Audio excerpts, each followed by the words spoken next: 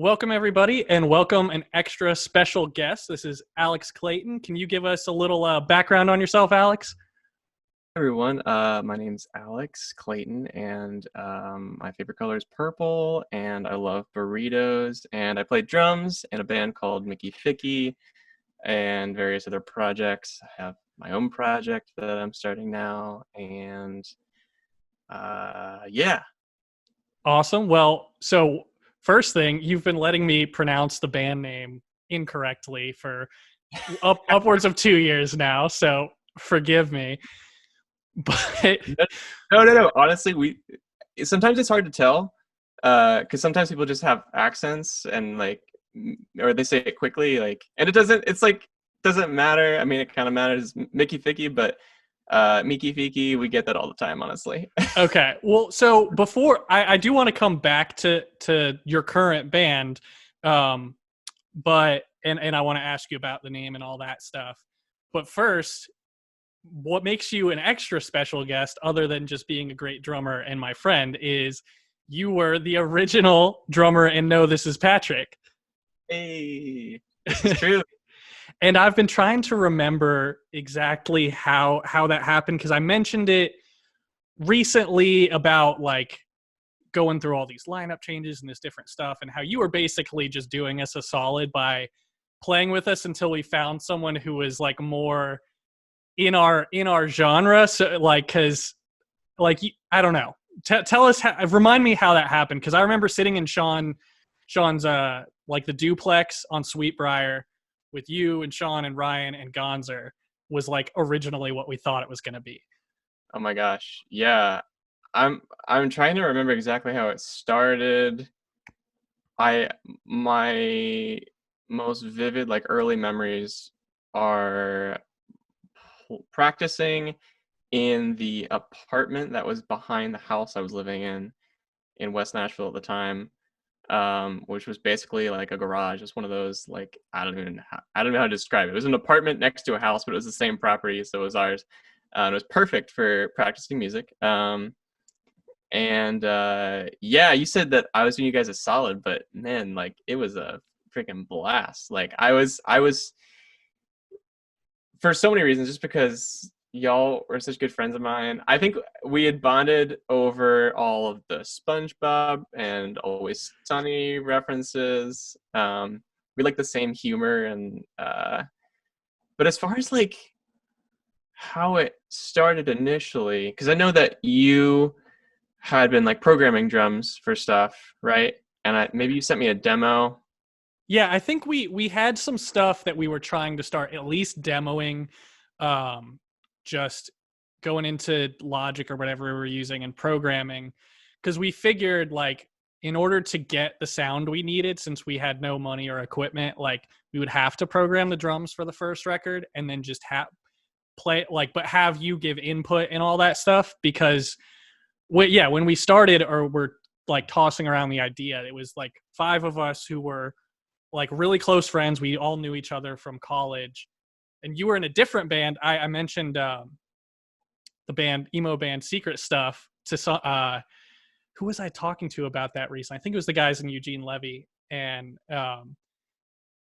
basically he was my roommate in college. Michael from Secret Stuff was my roommate in college, and he was in a different band that you were in, playing bass, right, but not drums. Yes. And that was, well, because you were a year behind us, right? So that must have been our sophomore year that you joined Feather Oars. Yes, that's right. Okay, man, time is so jumbled. How leading up to where we are now, and we haven't been able to see each other in so long. That's why I want to see where you've been since. I know, yeah. Well, since the last time we saw each other. well, before we get there, because I know there was some stuff in between. Basically, we'd known each other for several years at school, and then you sort of joined No, This Is Patrick, and we were working on songs. We had singers showing up and disappearing here and there, and showing up to your place.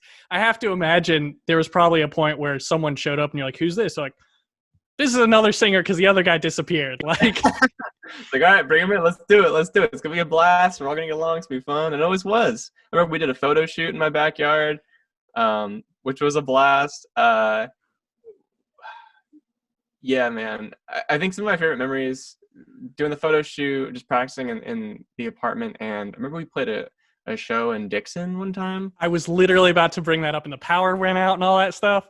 Power went out, and it was the only time I've ever been to Dixon in my life. And it was an amazing experience. The venue itself was like seemed like an old style saloon was like It the was like a vibe. country bar with like a really high ceiling and tin roof and stuff, Yeah, and no and it audience to was speak of. so fun. There was no one there. Yeah, we No, got there. It took a while to get there because I mean Dixon, it's between half an hour and an hour from wherever we were, and which was cool because we were like, oh, it's technically a different town. It's like a gig else, like out of town. So good for us. We oh got yeah, there. absolutely. There was nobody there. I don't. Was there even another band? Like it was literally just Yeah. us. No, I think there were bands before us. We like might have ended up headlining. I just remember, man, the old guy sitting at the bar at the end of the room. As soon as we hit that track, the opening track where Patrick Star from SpongeBob is like, or no, what is it? Is this the Krusty Krab? No, this is Patrick. And that like first hit, man, was And always the my favorite. bass drop. Oh Oh yeah, my because we god, didn't have a bass player at that point, so we were using tracks. And thank God you were savvy enough to like to be able to do that at that point. dude, that was my first time using tracks too. So like another great experience, and it was so fun. It's one of my favorite intros to any show, honestly. Yeah, we still sometimes use that, and we have a bunch of other like gag intros that we want to use depending on the show. But now our like for real singer Andrew he'll still like do it and scream it when we like drop in, usually with like a different song because we haven't played Hatchet in a while. But like yeah, that they made us wait like an extra hour to play because there was a really bad storm, and they were like the power went out, and then they're like if the building gets hit while you're playing, technically you could die, so you can't go up yet. And I was like, I don't even know if I made it to circuit theory at Belmont, and the little bits of circuit theory that were in the audio classes I bombed super hard, so I was like, I don't know if that's possible, so I'm just going to trust you. Yeah, I was like, how old is this building? Are we in a really bad spot in like the state? I mean, like there's a lot of I don't know. There's I don't know. It had sweet lighting though. I know I still have pictures from it. I'm going to need to put those up in like the video version of this just to see like there was like all the close up looked cool because it's us just playing with these colored lights, and they were like timed. They were there was like a pressure sensor, so anytime you hit the kick, it was like changing the colors and stuff. And that uh, was the uh, first time we'd had that, and like it looks cool when you can't see the rest of the building. yeah. Oh no, there was 1,000 people in there for sure. Yeah. Oh yeah. Well, that's the thing. That place was big. Like it could have fit It like a was. really big crowd, but it was just a weird setup. Yeah. Um, and then yeah, we did a few shows, and we filmed a video in that practice room that you had in the back of your apartment, which is not available.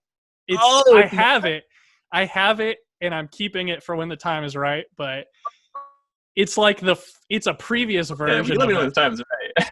Right, like it's a previous version of that song, so it's not the same one that's on Spotify and stuff. So I was like, I'll wait, like, because there's there's some rough aspects to it, and some others that are good. Like that was before I realized songs needed bridges. Um, but, Dude, it but was great. I yeah, was I mean, it was super fun, and what I really want to do is take that one. I want to take Hatchet and Assets and like turn it into like one song for live, so that they like just kind of bleed into each other because they're very similar. yeah, yeah, yeah. But um, but yeah, so we did that for a while with the just playing with tracks and no bass player. And then I'm trying to remember how we transitioned. I think like we just hadn't played for a while, and then once we met Henry and Truman, you had already started getting some other gigs and stuff too, right? So like once we filled out our like permanent lineup, where did you move on to? I'm trying to remember the timeline exactly, but I had been playing in a band called Sandytron. My friend Sandy, which makes sense, Sandy with Sandytron. Uh, and I think I was doing some shows with our mutual friend Alyssa Lindemann, and um, I Miki Fiki hadn't happened yet. That was still No, that before. was like a year or two after we sort of transitioned, I think.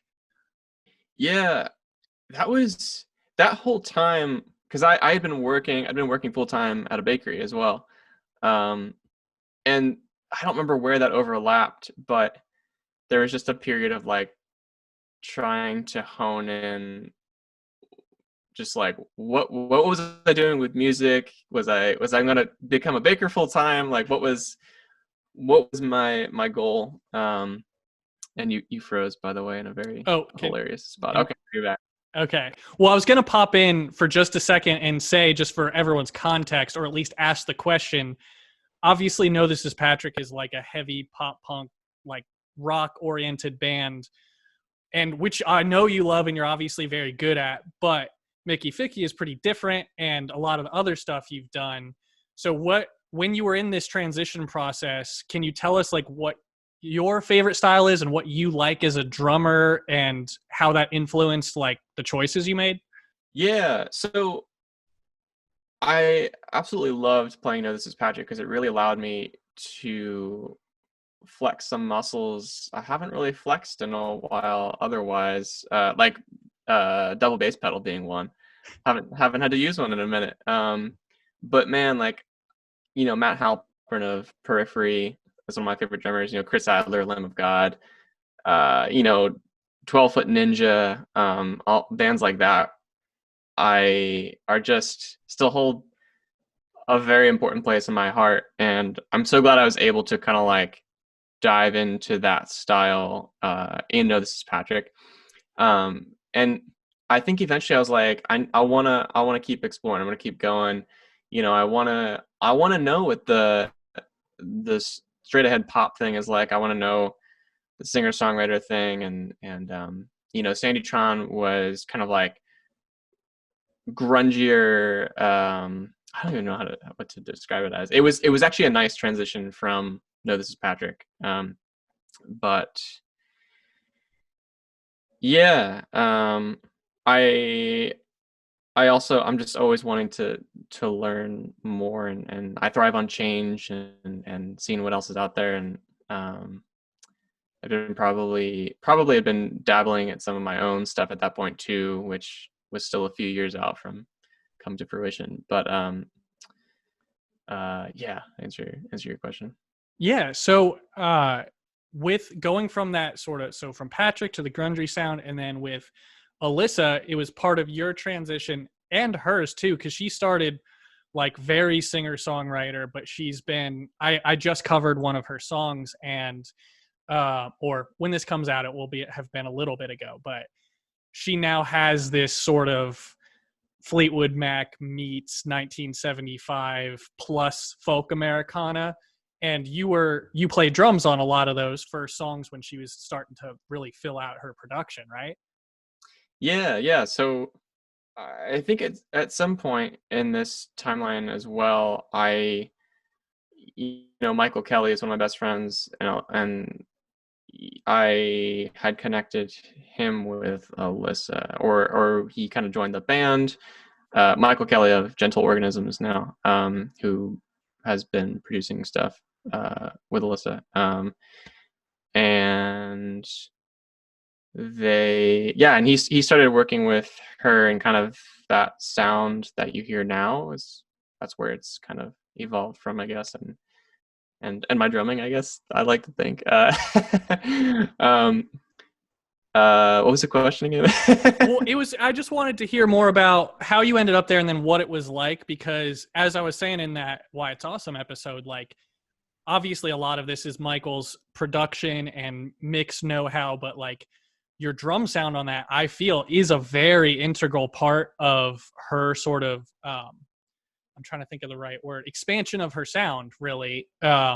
So I was just wondering what that session was like and how it compared to other sessions you've done in Nashville, because there's a very specific idea of how Nashville studios work, which is true for like the industry, but for like indie people like us, it doesn't always work that way. You just kind of have to fly by the seat of your pants. So what was it like for those? For sure. Well, so let me back up a little bit. So I remember I had started drumming with Alyssa maybe my freshman year of college when I met her when y'all were sophomores, and it was more of a singer songwriter vibe, acoustic guitar, and like maybe a bass player, and there might have been like three of us. And then we pulled her into. I say we pulled her in. I think I was pulled into that band, Macklin, which was a kick-ass ska band, which I miss very much, which was super fun. And that was really fun to hear her vocals in that group. I was like, oh wow, like this is amazing. This is a totally different style, but I thought it worked so well, and I love her style. Oh So yeah, anyway, super powerful voice. We got I almost because you played on the Afro-ska session because like for a school project I got to record you guys as Macklin playing yeah, Africa by Toto with ill-prepared horns. yes, and if you have that recording, please send it to me because I've been looking for Macklin recordings and I don't know if I have any. Um, I have Afro-ska somewhere.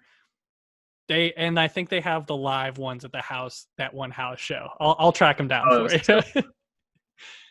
okay, excellent, excellent.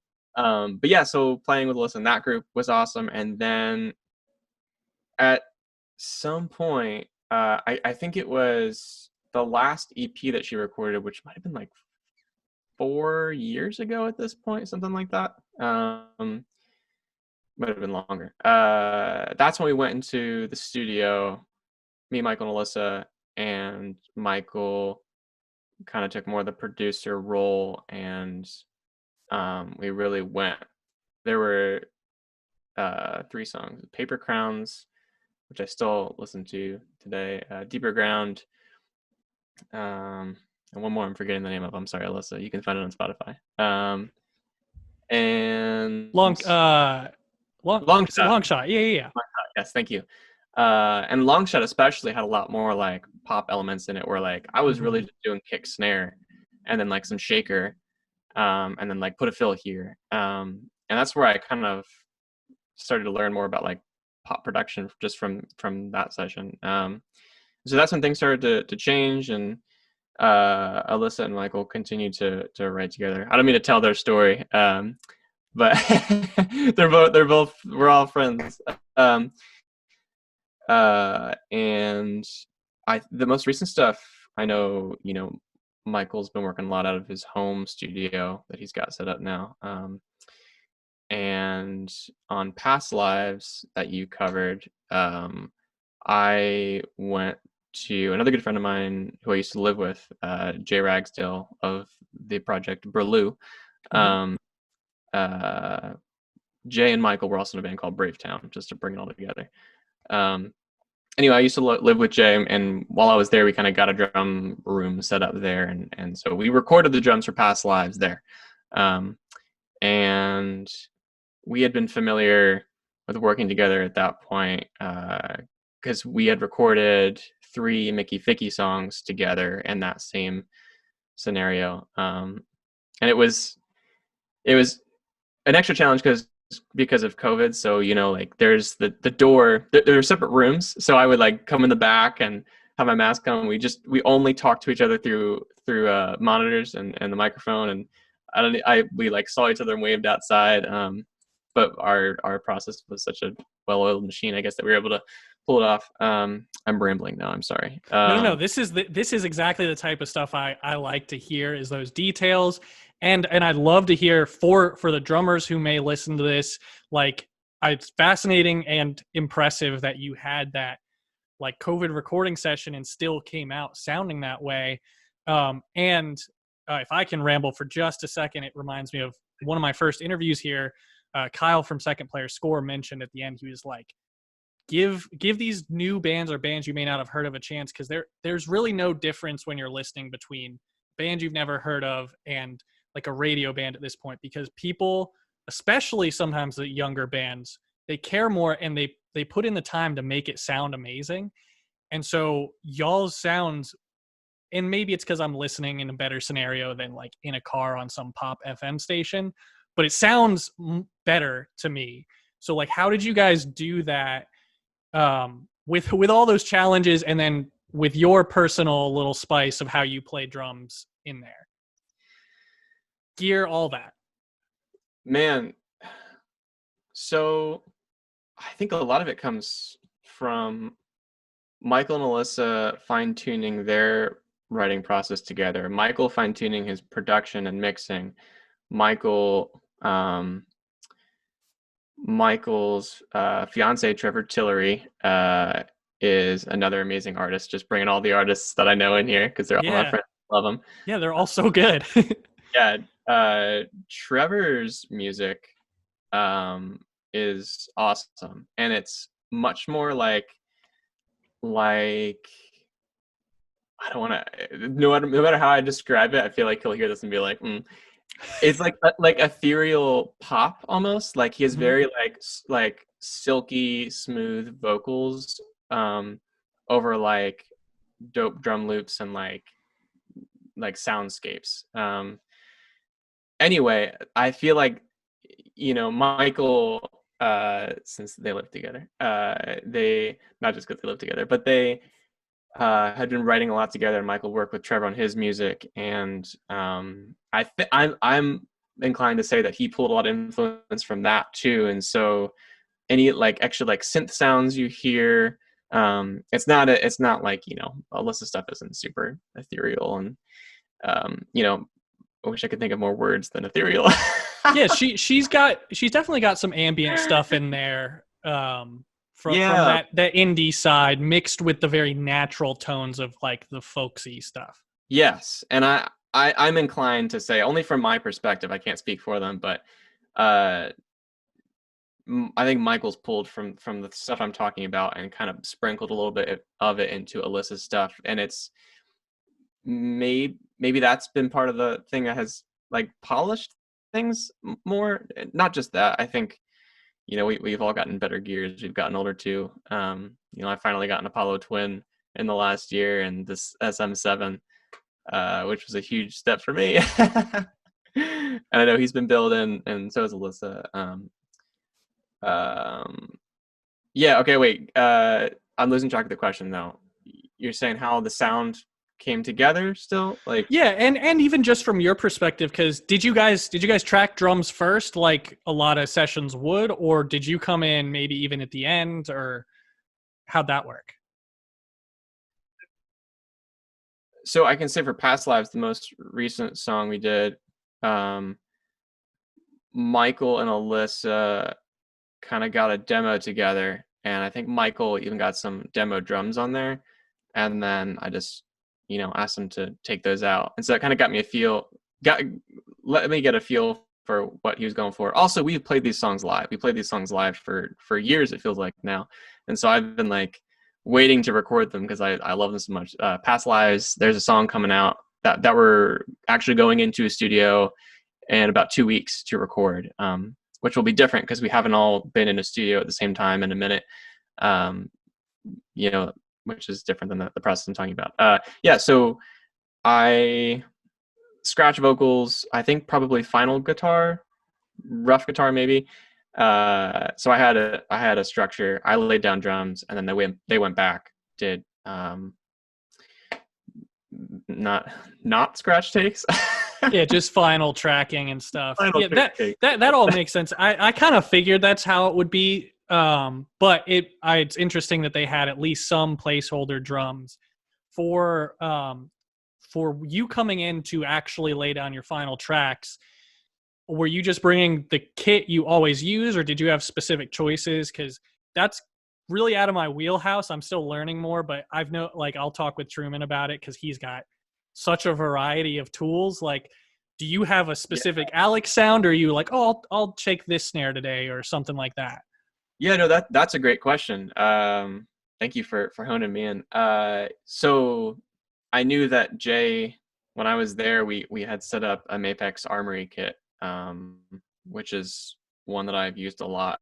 Um, and yeah, the snare I think was a Armory Tomahawk snare.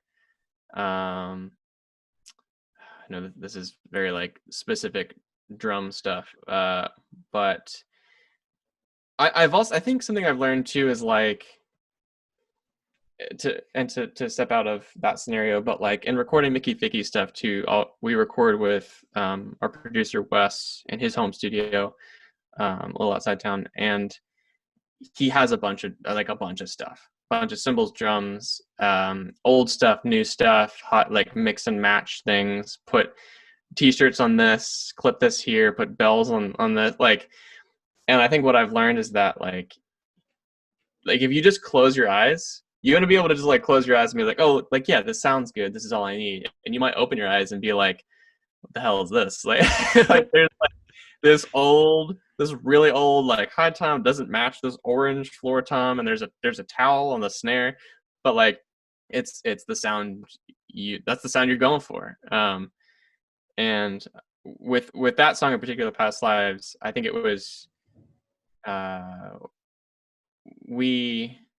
really enjoy playing that kit because we don't actually do much of that stuff. We just let, I think we might have like a moon gel, like one moon gel on the high tom, one moon gel on the floor tom, and just like let them be resonant, which I don't do as often anymore. I usually find ways to deaden sounds, just with the styles I've been playing lately. I love, like super resonant toms as well, but and I think the snare we did a little bit more too. There's lots of different things you can do. We'll sometimes cut out, if you take a drum head and you cut out the center of it and literally just put the center, fit it on top of the snare, so it just adds another ply almost. That adds a fun sound. If you do that, but then cut out the middle of that head, that adds another sound. There's just like so much you can do, and we've played with both of those things. Also, there's I really like to use, I have one, hang on, drum tortillas. What? Yeah, this is all new stuff to me. This is fascinating. Oh, dude, shout out drum tortillas. Made by someone whose name I can't remember, here in Nashville. They sell them at Nelson's in East Nashville. They're super fun. I think they just use like old, not old, but maybe like recycle different like cloth materials and just kind of like shape them into, the shape of a drum, and you can get all different sizes, and it kind of has the same effect. And it's like you can fold it up and you can put a quarter of it on, and that does something different. And anyway, I'm not getting paid by drum tortillas, but if you would like to, here I am. They should. No, I appreciate the product. But yeah, all right.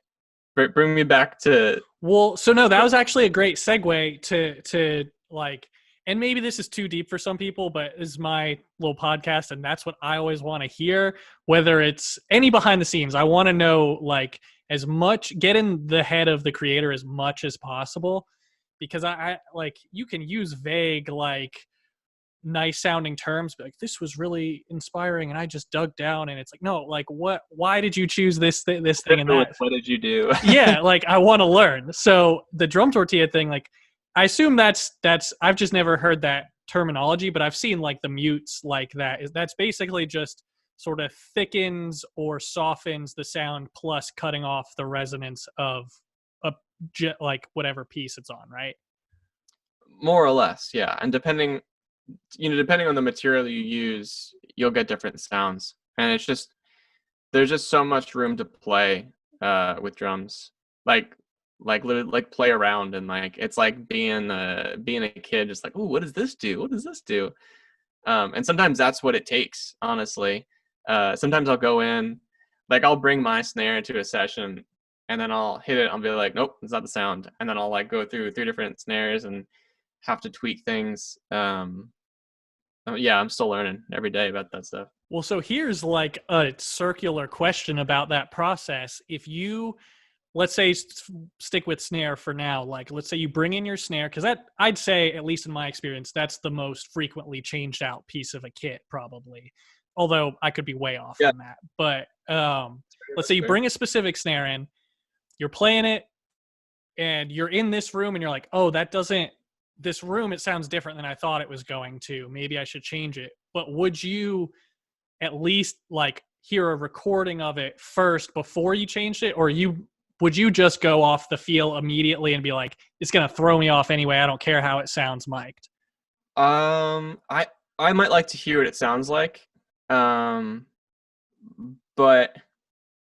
you know what's funny? A lot of my recent recording experience, speaking to my own experience, because everyone's different and everyone's got a different style, but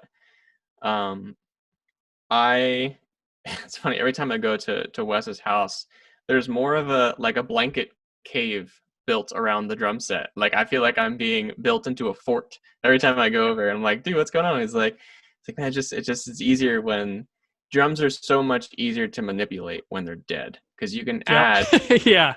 honestly, which is like almost kind of sad, because like you want to, it's not sad, it's actually it's fascinating, because again, there's so much room to play. Like there's all the plugins in the world that you can use, and like it's harder to manipulate really like ringy or resonant drums. So like depending on the track, like you might want to go into a room with like tall ceilings and the fattest snare and just let it ring, and it'll sound beautiful for the track you're playing.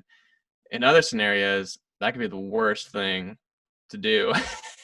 So a lot of times I record, again, more recently with Miki Fiki, the drum will be pretty dead. And it's funny because I'll go in being like, nah, this track's gonna have like some ring to it, and it might end up having that by the time we're done. But like off the bat, it's like, no, let's treat it, and then we can manipulate after. Yeah. Right, because with Miki Fiki, you guys have I wouldn't say you're necessarily specifically just a pop band, but there's definitely pop elements. And in that, certainly now in the last several years, and I think for a little while going forward, there's some improved versions of 80 sounds that are really popular now. And I imagine having the dead kit allows, well, I could see a big room and then still gating it and it being crazy. So like, I guess, like you said, you could literally go either way, just depending on what you want. Honestly, yeah, it really just depends on what you want. But on a budget, I would say having the dead sound first is safer, because you could have a dead sound for half it, and then like the bridge, you take all of the like gates away and add the reverb and stuff. And I know like a lot of people will be like, oh, it's got to be more natural, and I don't know how you feel about this, but like I've started thinking of production things like that as no different than plugging guitar into a different amp or a different pedal.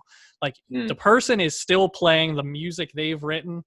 There's just a different combination of tools, and it's helping me be more open-minded about genres that I used to just dismiss. So I don't know what your thoughts on that. Like some people are very purist, others could care less about how it used to be done. But I imagine you're probably somewhere in the middle. Yeah, I think at the end of the day, I want to, and I talk about this more and more as I get older, I guess. I don't know what it is, but I want to serve the song. I want to serve the band. I want to serve the environment.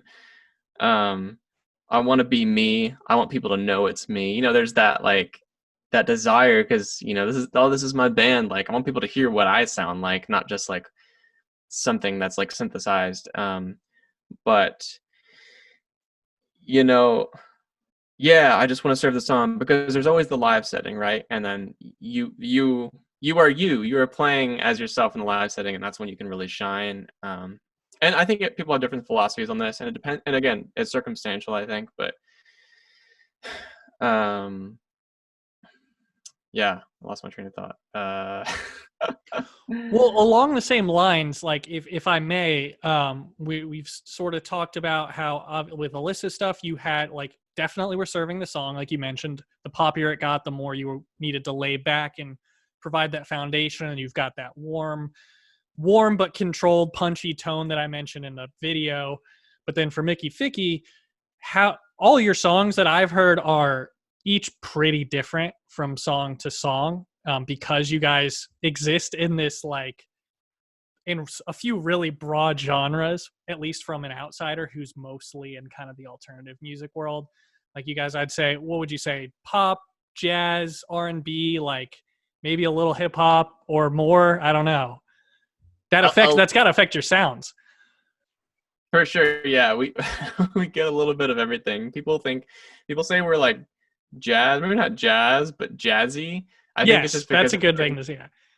because we have a sax and keys and bass and drums, and there's no guitars. And I maybe it's the horn that people say the most. Like, oh, like saxophone, jazz. They're a jazz band. Well, for me, it's the sort of But, Rhodesy piano sound too. If that makes okay, sense. yeah, for sure, absolutely. I think we pull from so many different influences. You know what's really funny? We're in production on some songs now, or when this comes out, the songs might be out. And there's a fill. There's a bold fill I chose to do towards the end of the song, and again, always struggling with like, oh, I want to like go off, but also want to serve the song. But like, this would be really cool. This is different. Um, and there's a fill that was in its place that I was like, like I already did that earlier. Like, and we're going through different takes, and so we'll just, if I did like 5 different takes, we'll like see what fills I did, and we found one, and I was like, ooh, and it was like Mike Portnoy Dream Theater. Just that double like stroke vibes. across the kit thing. In triplets, yeah. And I was like, I kind of like that. And they were like, yeah, I think this is good. And so I remember Hunter, our bassist, was like, man, that's pretty like prog rock of you. And I was like, dude, it's inside of me, man. You're right, it is. Hell yeah. So all that to say, I guess, is that all different sorts of genres come out of us. I think I think we've cited Ben Folds, we've cited Anderson .Paak, like R&B, hip hop, and it's funny. I always think this has something to do with our sound too. Is that like Julie and Hunter were both the music school students, and me and Ted were the music business students. And I don't know what that means, but there's like a balanced vibe that creates. And somehow it adds to the sound and makes up our sound. But anyway. No, that's yeah. Actually, that makes me feel really good that that you have that balance, because I've sort of realized that for us too. We're like in Patrick, everyone is such a good musician, and like Henry and Truman, they grew up with a professional musician father who's played with huge names, and they've been playing at a high level since they were like toddlers. And Andrew went to Berkeley and stuff. And then Sean was at Belmont. I was at Belmont. We know audio stuff pretty well and some industry stuff. And then they know like just pure theory and skill. And it's you need that balance, because not everyone can do everything all at once, and not everyone can do everything, period. So you've got to have that balance. I think that's an unexpected lesson that we've stumbled upon there. Yeah, right. And by the way, let me say, Truman is the drummer, right? Yeah. I haven't had the pleasure of meeting the rest of Patrick, but let me just say that, like, man, I'm so pumped for your band, because y'all, each one of you, are freaking awesome at what you do, and I'm super pumped that y'all found Truman, just from the drummer's perspective, because I've seen some videos and kills it. Y'all kill it. Thank you. Yeah, I can't believe you guys haven't been able to hang out with us, because like we definitely all get along. But yeah, you and Truman would have a lot to talk about, because he is a drummer's drummer. So you guys could probably go for hours. Dude, oh, I'm sure. But anyway, I've sidetracked us now. We were talking about with the genres and the balance. That is also a form of balance with Miki Fiki, and doing that Portnoy fill. I imagine it's still going to have the tone that song has. So it's not going to be, oh, here's a Portnoy fill. It's going to be, oh, this is an Alex Clayton fill, because it's this literal musical technique with this very specific production sound. And I think that's the cool thing of like being Dude, identifiable. dude, yeah, you're so right. I hope that's how it comes across. We're I feel like as musicians, we're trying to continue as we get older and keep playing. We want to kind of define our sound. Um, yeah, I remember talking to a drummer much older, more experienced than me, like a few years ago, who has such a defined sound, and people want him to play with them because of his sound, but also know that he will serve the gig the way it needs to be served. So anyway, Speaking of Chris Adler, when Adler did the Protest the Hero album, I think that's for people like me, like when if for a metal context or whatever, that's a good example I think of what you're talking about, of being both, being like a professional who can do what needs to be done, but it's like, yeah, but I know who that is. yeah. Oh, by the way, Clarity was that album? Yeah, the album is Volition. Clarity's the song that I did a video on. Yeah, Yes, yes, yes. Love it. so good. But Oh my so gosh. with you've got I was gonna say you have a specific set of sounds for Miki Fiki, but I again, from someone who's a little more ignorant outside of like heavy genres, it feels like completely boundless when I go from song to song of yours. But you mentioned you're doing some solo stuff too. How does that relate to any of the previous stuff we've talked about? Is it all new because you're like, I got to try some new stuff, or is it I want to write these songs for me and I'm going to use my whole toolbox of experience? I think the latter. I think that's just kind of what's happened naturally. I think I've been trying to write and, write out all the garbage for years. I for better or worse, I've been writing for so long and just have been so unsatisfied with it that I just, write it and throw it away. And I haven't actually put anything out. But I think, yeah, what I'm writing now is kind of it felt right. It felt like, or at least the first track that I'll put out felt like, oh, this is a good representation of me as a musician, I think. I hope. Because there's like parts of it that are very approachable and I hope that people can like vibe with. And then but at the same time, when I listen to it, I'm like, this is weird. Like I don't know what this is. It's the first song is in 7. But I tried to make sure that I didn't want to play a drum groove that was like, oh, what time signature is this? Like it's like, oh, like I played it like, oh no, this could be in 4. Like, oh wait, nope, he skipped. Oh no, it's 7. But it's like subtle, so it's like still like you can still vibe with it. Well, yeah, I can Um, vouch for that because when you, me, and Sean were talking, I did not even realize that song, because like I've heard at least an early version that it's in 7, and again, like I said, I'm not great with theory, but I couldn't tell. So it definitely means like I would love. Eventually, we're gonna see that on one of those YouTube compilations of like songs you didn't know were in odd meter, like that kind of thing.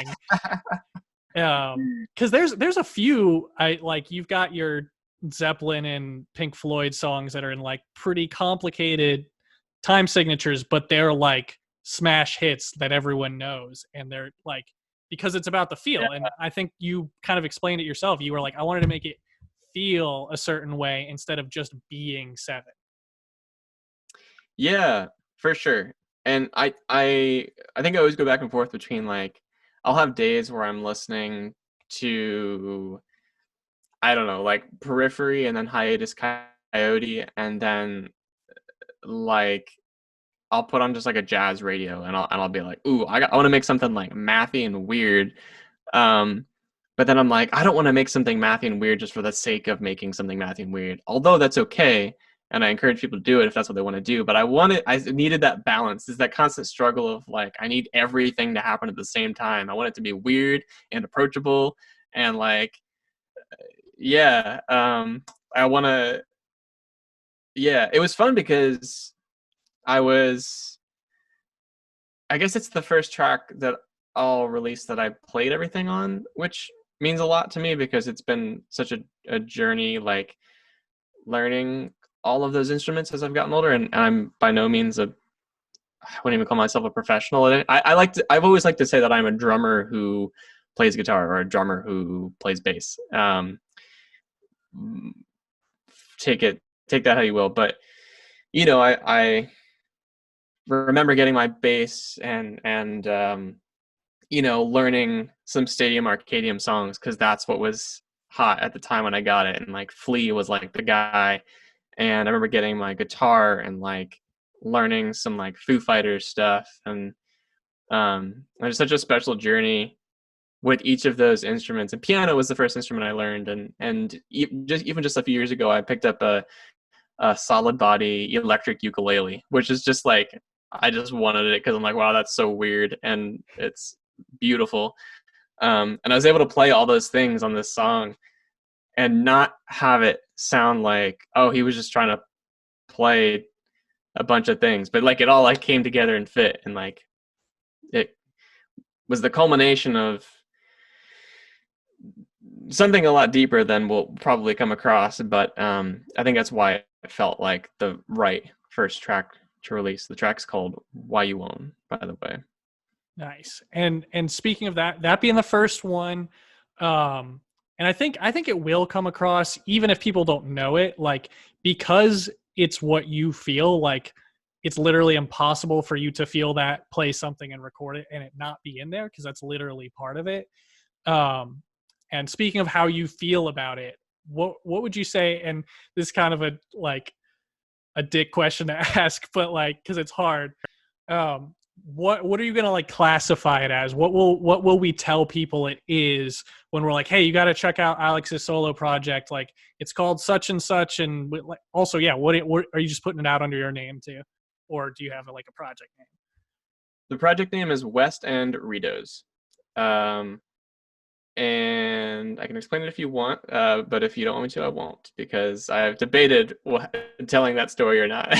I mean, I want to know, but if you think you want to save it, I'm totally okay with it. Let's save it. Let's save Okay. it. But it was funny. I was at the grocery store the other day, and we were just chatting as the person was, ringing up my groceries, and they're like, "Oh, how's your day?" I'm like, "Oh, it's pretty good. Like working on some music and stuff." And they're like, "Oh, what kind of music?" And I was like, uh it sounds like I don't know. And I think like I will say bands like Hiatus Coyote, um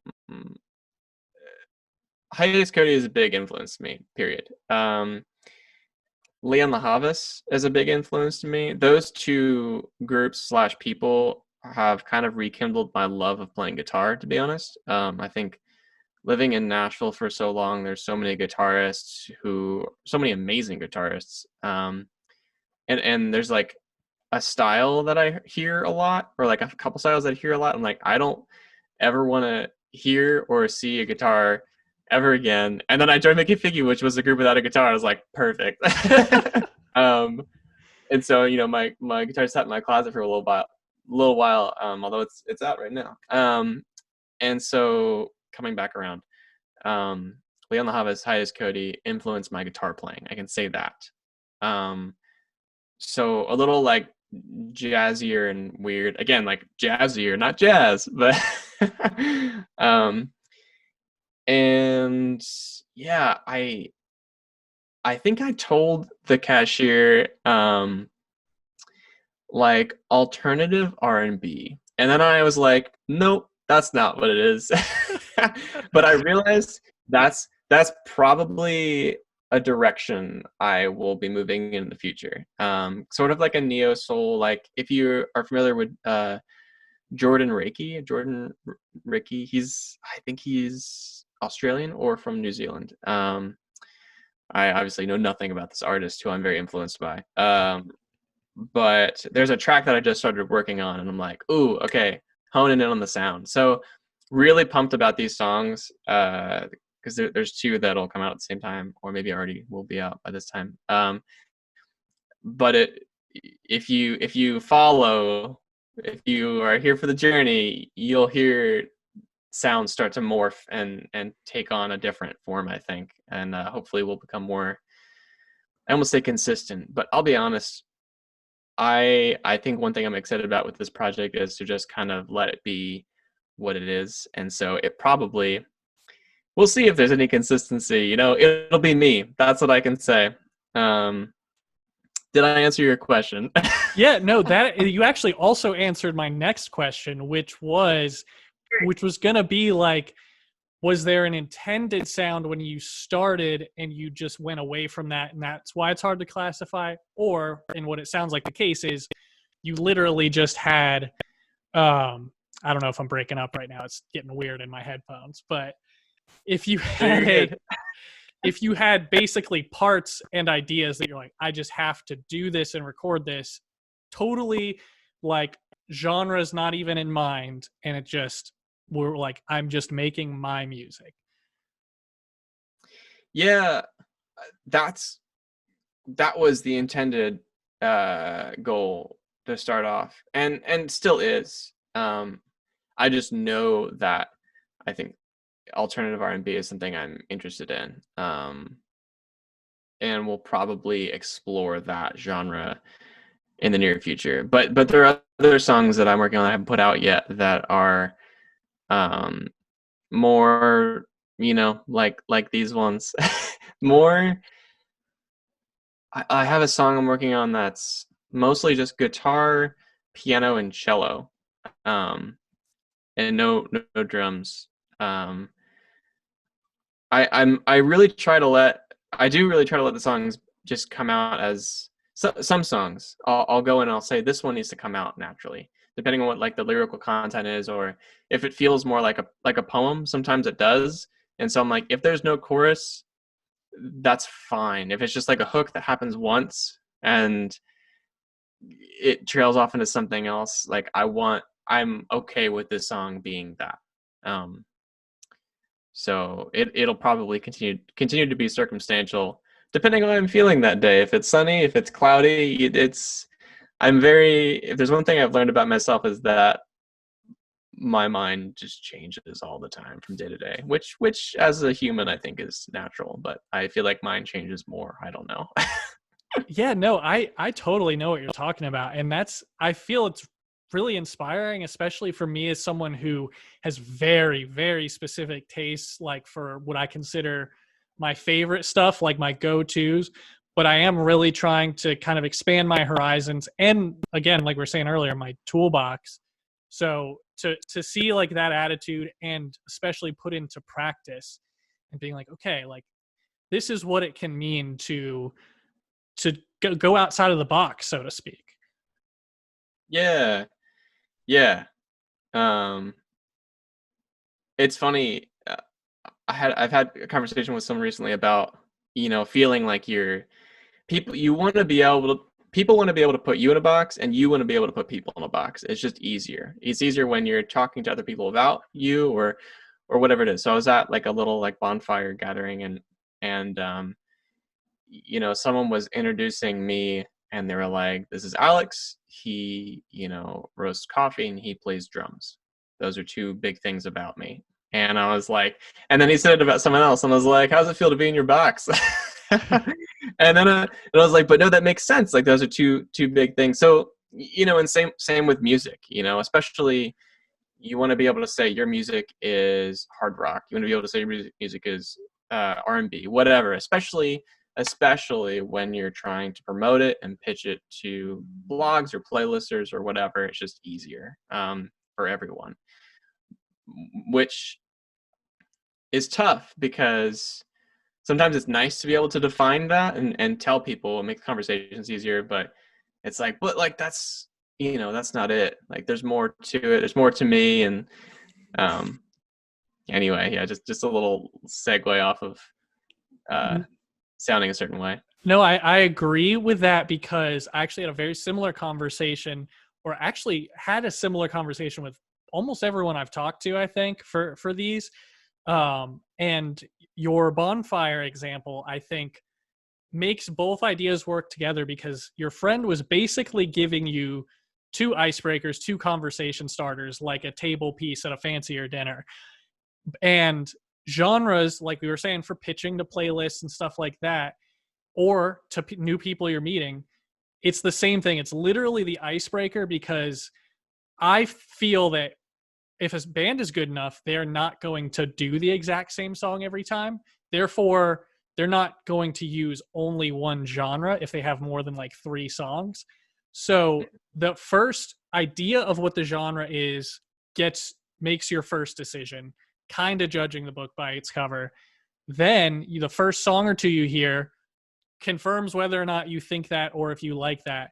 But after that point, you're only going to start to think of that band as sounding like that band or the different albums that they've done. Just like once you talk to those people at Bonfire, you started thinking of them as their name, not person who does so and so. And Right. I think it's just, again, another tool in the toolbox, and it shouldn't be like a literal identity in your soul. It should just be a conversation piece. Yeah, yeah, and that's all it ever is. And we all know that there's people are more complex, and we all know that. But it's easier for sorting in our brains, and as far as like whether it's people or music or whatever. Yeah, but for sure, you identify a band as your favorite band as your favorite band, not because they sound, not because they're hard rock or whatever. Although you might like hard rock, that's cool. Yeah, and at least you would identify them as your, well, and again, actually, I was going to say you would identify them as your favorite, whatever their genre is, like their version of it. But even that, I don't like. I've been kind of trying to think, or at least feeling less and less comfortable with the idea of favorites when it comes to certain things, or like best things, and just letting things kind of coexist. Because and this is mostly an internet thing, and me constantly being on like YouTube or different social media, there's this like top 10 sort of obsession, and then people like to argue about the order and the results and all that stuff.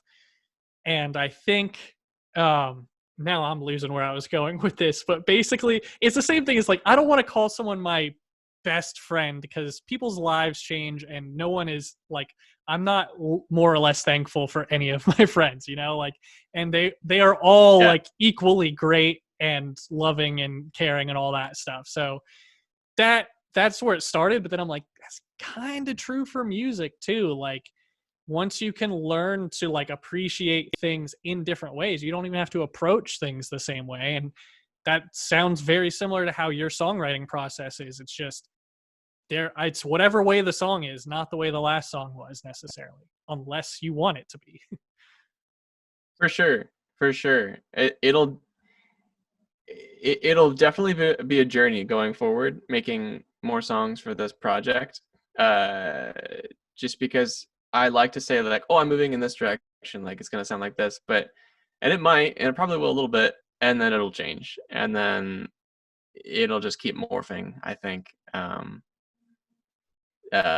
Which is like kind of scary, because you want to be able to say like, no, this is the vibe, you know what you're in for, but you might not know what you're in for. I don't know what I'm in for. Just trying to create, man. Just trying to make music and express myself. Yeah. And the quote that I always remind myself of, and when I'm being judgmental or douchey when I hear something or just basically prejudge something, is and I think I said this in another interview, Chris Broderick, who was in Megadeth for a while, he said, he's like, any music, like a song isn't bad if it meets the creator's intentions. Now, if they didn't try, or they just basically gave up and put something out, then it's fair. And this is me extrapolating that idea, his idea, how I see it. Like, you can say, no, it's not good because it's not done, it's not real, and they didn't do it for the song. But as long as someone is like, yes, this is the song I wrote, then it's a good song.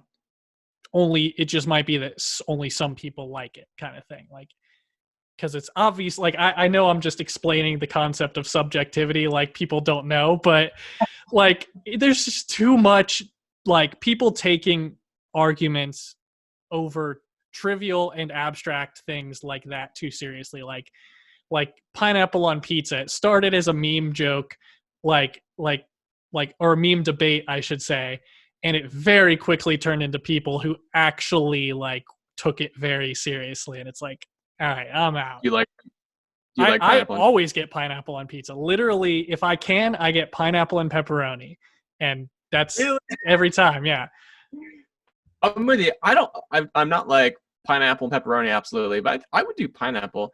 If you think about it too hard, it's like eating yogurt. If you think about eating yogurt too hard, you're gonna be like, I don't know about this anymore. But if you just go for it, you're like, oh, it's pretty good. yeah. I mean, sweet and salty is a thing. Yes, absolutely. I was curious if we'd like have a hard disagreement there, and we would. Yeah, and just completely make me look like a hypocrite. Like I just start screaming at you. Dude, pineapple's the only way. Yeah. Oh God. Anyway, but yeah, like you can argue over that stuff all day, and people do. But there's so many perspectives, and and you have to decide how much effort you want to put into as a listener, as the creator. As the creator, are you making this music? Because sometimes I look at it from the perspective of I'm making this music because I have to. Like, there's a part of me that's felt like I tell people this project has been like 26 years in the making. Like it's always been there, and it's finally coming out. Like, thank God, like it's finally happening. Like, not that this song's gonna like change my life or anything, but it's like, oh, I figured out this is a piece of me that's like vital to my survival, and so it's part of me. It's like I'm making the song because I have to. And that's like I don't know if that makes sense. No, yeah, I've always said that, and I think that's like a not common in terms of like actual numbers, but like amongst people like us, like it's the easiest way to describe it. Yeah. And but then there's other perspectives of like I'm making this song to make money to get on the radio, which is all fine too. Do what you do, but and people will fight about it one way or the other. Yeah, and like for example, like I'm thinking to myself, I'm like, I agree with you, but also I'm like, I also disagree a little in terms of like, if you're making music just to get on the radio, to me it feels unfair to people who have something of value for others to put out. So I like, because there's sort of this idea of taking up spots, which radio wise, hours in a day, technically there is a limit. But even if we don't agree on that, like neither of us is going to change that like concept. So it's like, okay, that's just literally a perspective. Yeah. Sometimes you just have to let people have their perspective. Sometimes you got to fight a little bit, but dude, you know what I saw today on, it was actually on TikTok, that feels very relevant to this and it was weird. Like one of those like, Russian doll TikTok situations where it's like a video of a video of a video, but it was some girl does like Star Wars content on TikTok and does cool like lightsaber stuff, and apparently, and she saw this guy showing a deleted scene from The Phantom Menace, which already like brings up all this vitriol from certain people, and it was literally a deleted scene of little Anakin getting in a fight with I don't know if it was Kitster or literally supposed to be young Greedo, but they're fighting, and I don't remember it. Yeah, you're into Star Wars, but yeah. And then Qui-Gon comes over. He's like, "What's going on?" Blah blah. And I guess it was supposed to be Greedo was like, "Oh, he cheated," and Anakin's like, "But I didn't." And then he's like, "Well, do you still think he cheated?" And he's like, "Yeah." And then he's like, "Well, then fighting isn't going to change his mind. Let's go." And it's like that. And again, depending on the severity of the disagreement, like if like we could get into politics and it's like disagreements on human rights are a different issue.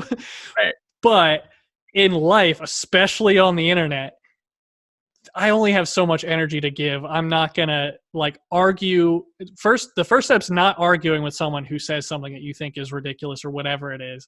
The second step that I'm still learning is not letting it affect my opinion. So if I see a movie and I'm like, I like that, and then on the internet I see everyone shitting on it, it I don't like the movie less, but I feel like I have to defend it because I like it or something. And I'm like, that's an Yeah. insane way to feel. Like I have to figure that out.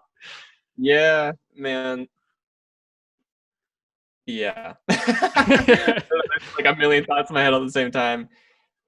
Uh, Social media is a dangerous place. It's a great place and it's a terrible place. And So it's the world.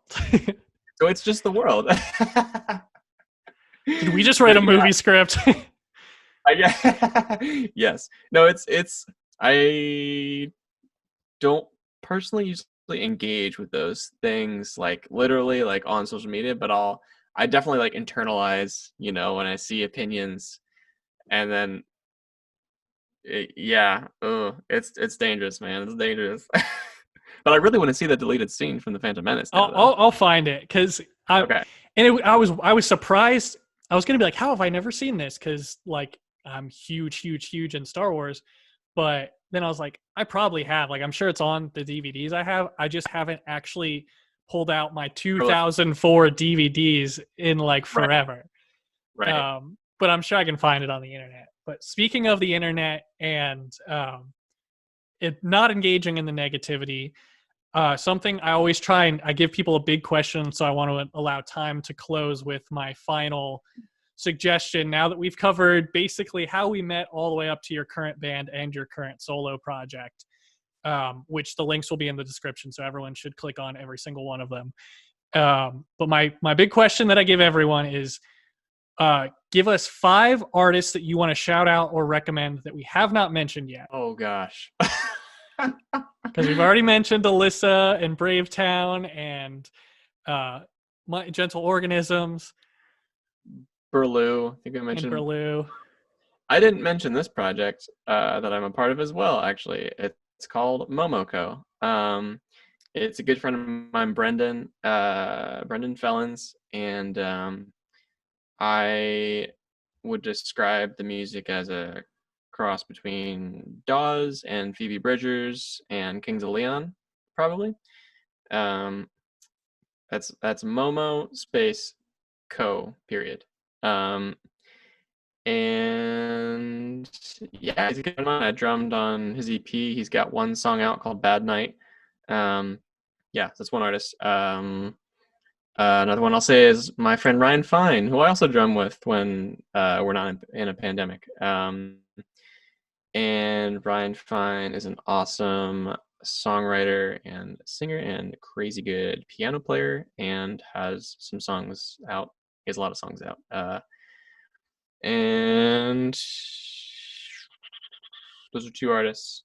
Are they have to be local artists? No, Oh, anything that you feels deserves more attention. hmm. Did I say Basic Printer yet? In this I don't recording? remember if we were recording when you mentioned that. I don't think we were recording. I'm gonna use it. Okay. Basic Printer, check them out. A friend of mine, Jesse, one of the best live shows I've ever seen in Nashville. And he's local. He's from New York, but he's been in Nashville for a while. Makes super fun. What's he called? Like Gloich pop, maybe? It's fun. It's some fun stuff. Those 3. Let's see. I'm gonna think of so many later. I'm gonna shout out my good friend and roommate as well, Tedador, Ted Hartog. He goes by the artist name Tedador. Maybe this is like cheating because he's in Miki Fiki. He's lead singer of Miki Fiki, but he has a solo project I called think it Tedador, counts. and it's great. Okay, cool. That was for. Oh man. We just like look around my room and see if there's any inspiration. Let's see. There's a lot of Star Wars stuff around here. Oh man, I want to like give you like a good one that really deserves the attention. And Macklin. Macklin, reunite Macklin. Sure. Can I just say like a new song that's come out that I'm really excited about? But it's a band I Yeah. already mentioned. I'm excited about it. Um, Hiatus Coyote, one of my favorite bands, has a song out called Get Sun, and it is like everything I love about music in a song. And it's their first new song besides a Christmas song in 6 years. They have an album coming out, and they don't need my promotion of it. They're much bigger and better than I, but I do love that band, and they're definitely an inspiration for my own musical brain. So yeah, and No This Is Patrick. Go check out No This Is Patrick because they're freaking awesome. Well, I could Yeah, easily and will easily say the same for everything that you've worked on. So I really appreciate you hopping on. I'll have to check in with you again after we've got a couple of your solo songs out as well. And then, like we were saying before, maybe I can get you to do some drum stuff on the channel too. dude. Heck yeah, man. All about the collaboration, the community, and yeah, man. It's been a pleasure. Love you, buddy. Let's do it.